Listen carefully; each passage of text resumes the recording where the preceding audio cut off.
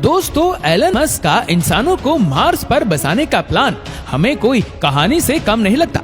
Tesla और SpaceX company के मालिक एलन मस्क का प्लान है कि वो 2050 तक मार्स पर इंसानों का एक पूरा शहर बनाएगा जिसमें 10 लाख इंसान रह सकेंगे, और वह भी अर्थ की मदद के बगैर। एलन मस्क के इस प्लान का मजाक उड़ाया जाता था, लेकिन मार्स कोलोनाइजेशन के इस ख्वाब पर लोग तब यकीन करने लगे जब नासा ने भी मार्स के मिशन को ज्वाइन कर लिया। दोस्तों, मार्स जो अर्थ से 6 करोड़ 20 लाख किलोमीटर दूर है, वहां तक इंसानों को पहुंचाने के लिए एक खास स्टारशिप बनाई जा रही है और उसमें फ्यूल कम से कम इस्तेमाल किया जाएगा। आखिर एलन मस्क और नासा इस हरे भरे अर्थ को छोड़कर इंसानों को इस बंजर मार्स की जमीन पर क्यों बसाना चाहते हैं? ना ही वहां सांस लेने के लिए ऑक्सीजन है, ना ही खाने पीने का सामान, और ना ही -100 डिग्री सेल्सियस जितनी सर्दी में सर छुपाने की जगह। जब वहां इंसान के रहने की कोई बेसिक फैसिलिटी भी मौजूद नहीं है, तो आखिर मार्स पर इंसानों की कॉलोनी बनाना मुमकिन कैसे होगा? दोस्तों, यही वह सवाल है जिनको आप इस वीडियो में जान सकेंगे। सबसे पहले बात करते हैं, जब इस अर्थ पर इंसान के रहने की सारी नेचुरल फैसिलिटीज मौजूद है, तो फिर इंसानों को मार्स पर भेजने की जरूरत ही क्या है? पिछली कई सदियों से हमारे अर्थ पर जो भी रिसर्च हो रही थी, अफसोस के साथ उन तमाम रिसर्च के रिजल्ट नेगेटिव आए हैं। साइंस का कहना है कि जब से इंसान ने पेट्रोल और गैस का इस्तेमाल शुरू किया है, तब से अर्थ का टेम्परेचर बढ़ता चला जा रहा है, और एक वक्त ऐसा आएगा जब ये टेम्परेचर इतना ज्यादा हो जाएगा कि अर्थ पर किसी भी जीवों का रहना मुमकिन नहीं होगा। एक सर्वे के मुताबिक हर 10 सालों में अर्थ का एवरेज टेम्परेचर 0.16 डिग्री सेल्सियस जितना बढ़ रहा है। यानी जिन गर्म इलाकों में अभी इंसान बसते हैं, अगर ये सब ऐसे ही चलता रहा तो आज से 150 सालों के बाद वहां इंसान का रहना मुमकिन नहीं होगा। टेम्परेचर बढ़ने की वजह से ग्लेशियर भी धड़ाधड़ पिघल रहे, जिनकी वजह से सुनामी का चांस भी बढ़ता जा रहा है। बात सिर्फ फ्यूल के इस्तेमाल की नहीं है, इस पोल्यूशन ने हमारे अर्थ की ओजोन लेयर को भी डैमेज कर दिया है।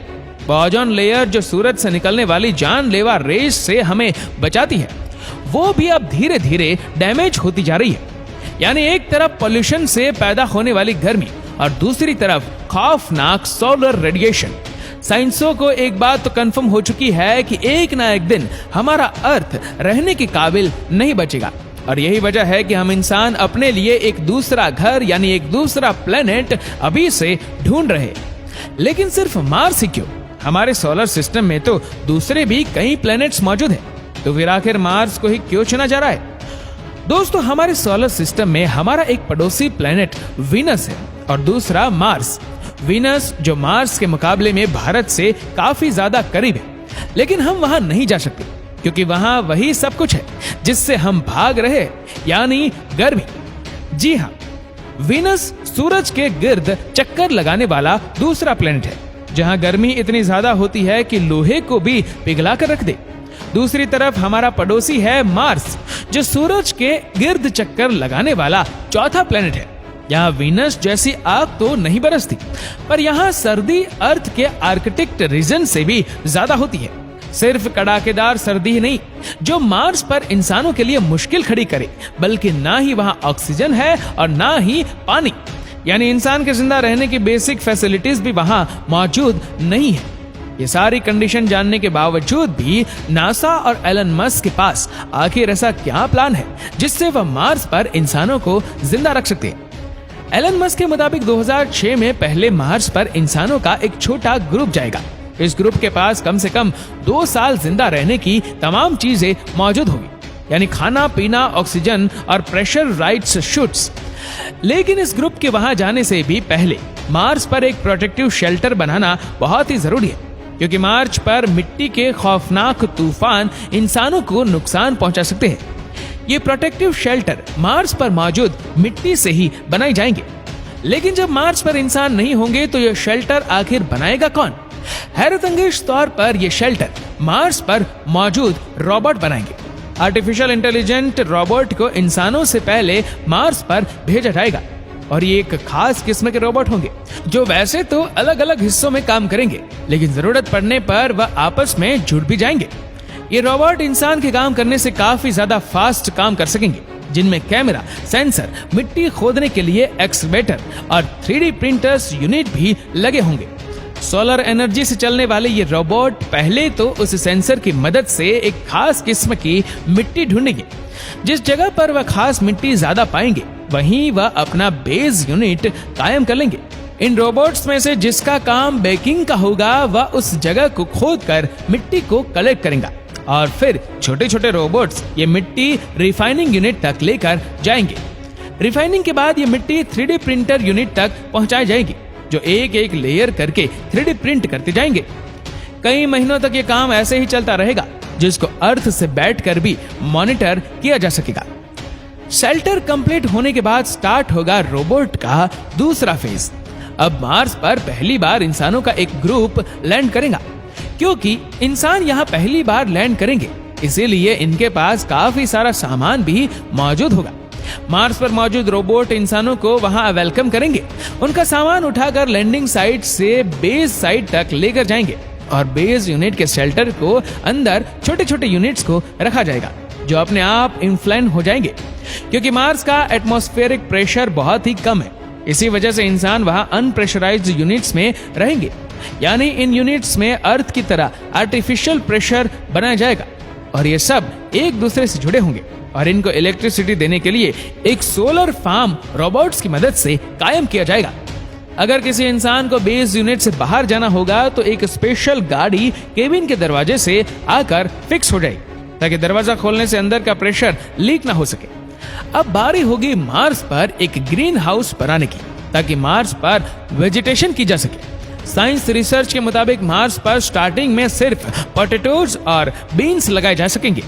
ग्रीन हाउस के अंदर प्लांट जैसे जैसे बड़े होंगे उनमें से एक ऐसी चीज निकलेगी जिसका होना मार्स पर बहुत ही ज्यादा जरूरी है, और वह है ऑक्सीजन। जी हाँ, ये प्लांट मार्स पर सब्जियों के अलावा इंसानों को ऑक्सीजन भी देंगे, लेकिन ये ऑक्सीजन इतना ज्यादा नहीं होगा, इसलिए जल्द से जल्द मार्स पर ऑक्सीजन बनाने का भी बंदोबस्त किया जाएगा। हैरत अंगेज तौर पर यह एक्सपेरिमेंट मार्स रोवर पहले ही कर चुका है। वह मार्स के एटमॉस्फेरिक से कार्बन डाइऑक्साइड को लेकर उसमें ही हीट और इलेक्ट्रिकल करंट पास करेगी, जिससे ऑक्सीजन कार्बन डाइऑक्साइड से अलग हो जाएगा और उस ऑक्सीजन को कलेक्ट कर लिया जाएगा। यानी अब इंसानों की एक छोटी टीम वहां ऑक्सीजन भी बना सकेगी।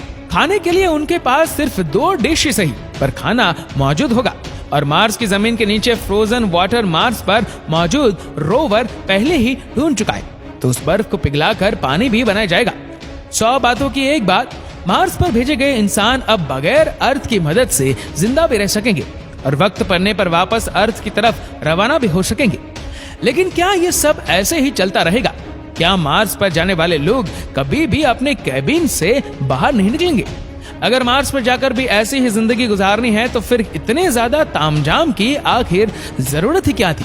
साइंसों के पास भी इस मसले का कोई सॉल्यूशन तो नहीं है, लेकिन उनका यह मानना है कि मार्स के एटमॉस्फेयर में कुछ ऐसी चेंजेस की जाए जिससे मार्स का टेम्परेचर बढ़ जाए, तो शायद आने वाले 100 या 200 सालों के बाद मार्स वैसा ही हरा भरा हो सकता है जैसा अभी हमारा अर्थ है। यानी साइंसों के मुताबिक मार्स का टेम्परेचर बढ़ाने से वहां दोबारा जिंदगी पाई जा सकती है, और इस काम के लिए जो आइडिया दिया जा रहा है वह जानकर यकीन करना मुश्किल होगा।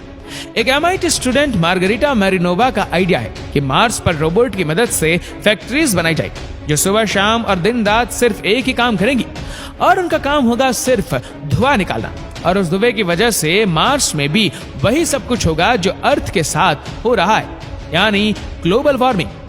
दूसरी तरफ एलन मस्क ने भी मार्स का टेम्परेचर बढ़ाने के लिए एक आइडिया दिया है, और वह ये है कि मार्स पर न्यूक्लियर वेपन इस्तेमाल किया जाए। उनका कहना है कि मार्स पर 10,000 न्यूक्लियर मिसाइल फायर किए जाएंगे तो वहां की आइस भी पिघलेगी और वहां का ओवरऑल टेम्परेचर भी बढ़ेगा, जिसकी वजह से मार्स जल्द से जल्द इंसानों के रहने के काबिल बन सकेगा। दोस्तों, एलन मस्क और नासा का अभी तक का प्लान यही है कि 2006 में पहले इंसानों का छोटा ग्रुप वहां जाकर मुख्तलिफ एक्सपेरिमेंट करेगा, और फिर हर 2 सालों के बाद जब अर्थ और मार्स एक दूसरे के करीब आ जाते हैं तब वहां मजीद लोग भेजे जाएंगे। 2050 तक मार्स पर 10 लाख लोग ऐसे ही प्रेशराइज केबिन्स में रहेंगे, और साथ साथ मार्स का टेम्परेचर बढ़ाने के लिए भी कोशिशें की जाएंगी। उनका ख्याल है कि 100 या 200 सालों के बाद वह मार्स को भी अर्थ जैसा प्लेनेट बनाने में कामयाब हो जाएंगे। दोस्तों, इस वीडियो को लेकर आपकी क्या राय है नीचे कमेंट करके जरूर बताएगा। और अगर आपको वीडियो अच्छा लगा हो तो इस वीडियो को लाइक करेगा, शेयर करेगा ज्यादा से ज्यादा लोगों तक। और ऐसी ही और भी रोचक जानकारियों के लिए सब्सक्राइब करें हमारे यूट्यूब चैनल को और फेसबुक पर फॉलो करें हमारे पेज को। धन्यवाद।